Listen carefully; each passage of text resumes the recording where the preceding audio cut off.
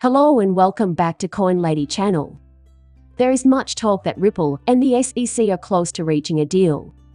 To determine whether or not this is possible, we will consult certain specialists. Much of this is due to the fact that on May 30, 2023, James K. Fallon announced that the SEC and Ripple had filed a joint letter requesting an additional week until June 13, 2023, in order to submit public, unredacted versions of their cross-petition for summary judgment and associated documents, which included the Hinman files. As a result of the combined appeal, everyone's spidey senses have been heightened to maximum levels. As though they were a team. They have reached a consensus that an extension should be granted. Some may be questioning why Ripple's legal team would sign off on something like that. The SEC is known for causing delays, but what's the holdup on the Ripple side? And that's just weird. I think we have some excellent answers here, though, so let me offer you my take before we examine the opinions of those who are most positioned to answer the question at hand, the experts. But first, these lawyers, they're already swamped with other cases. They should be focusing on anything else. They can make hundreds of millions of dollars from their other significant clients.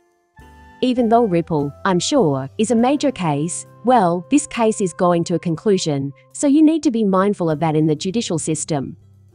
You should know that all these lawyers have an incentive to drag out the process as much as possible. The following is an addition made by John Deaton. What do you think it will cost Ripple to have numerous paralegals, associates, and partners go over each document to ensure that each redaction satisfies Judge Tarasi's order, and then go through the SEC's submission as well? Therefore, not only are they engaged in other pursuits, but also this mountain of papers demands your careful attention. You need to give this paperwork your full attention. But beyond that, they are being compensated for their efforts. There will be a substantial sum involved. According to John Deaton, they may be paid as much as $250,000 to complete this single mission. So, it's safe to say that they have no plans to quickly resolve this conflict. Ego Death, a Twitter user, asked former SEC Regional Director Mark Fogel the following query, to which Fogel responded as follows: Is the SEC trying to safeguard its reputation by discouraging widespread distribution of the Hinman emails? If so, this move by the SEC and Ripple makes sense. It appears that an agreement is being negotiated. Put me straight if I'm wrong. Mark felt comfortable enough to go ahead and respond here. He says, in my opinion, that's just wild guesswork. Time required to comply with the unsealing order is unknown to me, however it does not appear excessive. There's something off about lawyers lying to the court about why they need something. So, we're making a combined request. It would need concerted effort on the part of the SEC and Ripple to say, well, let's tell the judge one thing more. In my opinion, it's not required. I believe the court would prefer that they hash things out amongst themselves and reach a compromise. Possibly not doable. I seriously doubt they would go through all this drama for an extra week of grace. In any case, I believe that would be acceptable. Experts in the law can have a different opinion. This is what I would tell you, though. A settlement is possible before the verdict is issued. We'll probably go if that happens.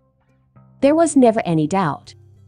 Well, it's probably unrelated, but don't forget, the SEC Ripple is familiar with this procedure. Knowing that the judge is likely to wait until everything is in order before giving us that summary decision, they have some time to prepare. A compromise could be reached at the very last minute. Whatever the outcome, whether by negotiation or judicial decree, it will soon be over. In any case, sooner rather than later.